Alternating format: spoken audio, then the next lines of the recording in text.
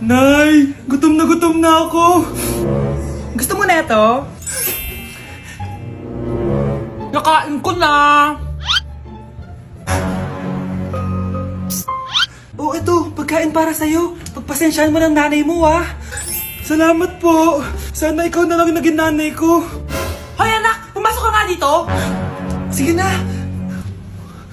A few moments later. Nay! Hindi ko yung tunay kong nanay! Ha? Anong pinagsasabi mo? Bakit hindi nakalagay dito yung pangalan mo? Sinungaling ang papel na yan. Alam mo nga ako yung tunay mong nanay. Itapon mo na nga yan. Sabihin mo na sa kanya yung totoo. Anong totoo? Na ako! Ang tunay mong nanay! Ikaw yung tunay kong nanay? Nagpapatawa ka ba? Eh sa akin lumabas yan eh. Ano ba talaga? Magpa-DNA test na lang tayo. Malalaman ko na kung sino totoong nanay. Ang tunay mong nanay ay... siya!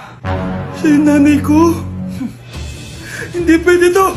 Ayoko! O di ba? Tama ako. Ikaw na lang nanay ko! Ampunin mo na ako! Huwag ka na makulit. Palayasin mo na yan. Ayaw kita maging nanay.